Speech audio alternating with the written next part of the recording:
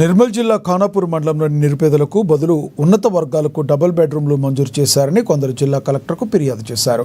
దీంతో శుక్రవారం నిర్మల్ రెవెన్యూ అధికారులు 2 బృందాలుగా ఏర్పడి ఫిర్యాదు చేసిన 32 మందిని ఎంక్వైరీ చేశారు.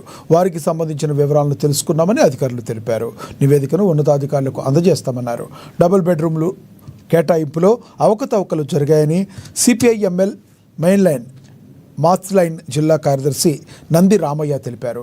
నిజమైన లబ్ధిదారులు డబుల్ బెడ్రూమ్లోనే ఉంటున్నారని, కానీ ఉన్నత వర్గాల వారు ఖానాపూర్లో ఉంటూ తమకు కేటాయించిన గదికి తాళం వేసుకుంటున్నారన్నారు. భూములు, ఇండ్ల స్థలాలు, ఇండ్లు ఉన్నవారికి డబుల్ బెడ్రూమ్లు మంజూరు అయ్యాయన్నారు. లబ్ధిదారులపై సమగ్ర సర్వే చేయించాలని డిమాండ్ చేశారు.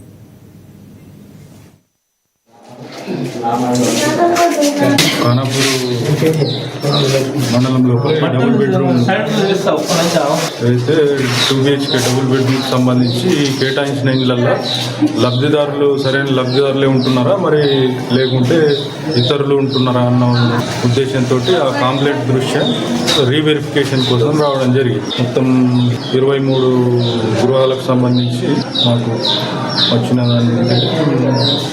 ఎంక్వైరీకి వచ్చినాం. అందరు ప్రజెంట్ వాళ్ళు ఏదైతే కేటాయించిన ఇళ్ళల్లో వాళ్ళు ఉంటున్నారా, మరి వేరే కేటాయించిన వ్యక్తులు కాకుండా వేరే వాళ్ళు ఉంటున్నారా, ఆ డాక్యుమెంటరీ ప్రూఫ్, వాళ్ళ ఆధారు, టోటల్గా అవన్నీ వెరిఫై చేసుకొని అన్ని చూసి దర్యాప్తు చేస్తాం.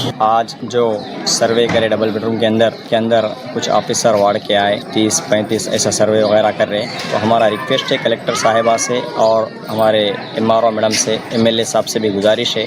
मजलिस इत्तेहादुल मुस्लिमीन शाह खानापुर डिमांड कर रही है कि यहाँ पे टोटली 408 मकाना है। ये 408 मकाना में पूरा सर्वे करिए। कुछ जगह पे कर रहे, कुछ जगह पे नहीं कर रहे, और कुछ लोग ताला डाल के यहाँ पे नहीं रह रहे, खानापुर में रह रहे, उनके ऊपर इंक्वायरी नहीं करके यहाँ हाइस वालों के ऊपर इंक्वायरी कर रहे। ये सरासर गलत है। हम MLA साहब से भी रिक्वेस्ट कर रहे हैं। ఈ రోజు ఖానాపూర్ పట్టణ పరిధి మున్సిపాలిటీ పరిధిలో ఉన్నటువంటి డబుల్ బెడ్రూమ్ల ఇళ్లకు నిర్మల్ రెవెన్యూ అధికారులు ఎంక్వైరీ పేరుతో రావడం జరిగింది. మేము ఎంక్వైరీకి వ్యతిరేకం కాదు, కానీ కాంప్లైంట్ చేసినటువంటి వాళ్ళు 32 మంది పైననే కాంప్లైంట్ జరిగినట్టుగా తెలుస్తా ఉంది.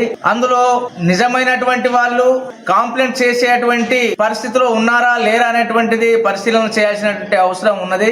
లేనటువంటి వాళ్ళు కూడా ఈ 32 మందిలో ఉన్నారనేటువంటిది తెలుస్తా ఉన్నది. వాళ్ళు ఈ సర్వే పేరుతోటి ఏం జరుగుతుందా అని చెప్పేసి భయాందోళనకు గురవుతున్న పరిస్థితి ఉంది. ఇక్కడ డబుల్ బెడ్రూమ్ కు సంబంధించినటువంటిది మొత్తంగా చూసినప్పుడు, గతంలో సర్వే చేసినప్పుడు కూడా మరి చాలా మంది ఉన్నత వర్గాలకు సంబంధించినటువంటి వాళ్ళకు గాని లేదా సంపన్నులకు గాని ఈ డబుల్ బెడ్రూమ్లు వచ్చినాయనేటువంటిది వాస్తవం.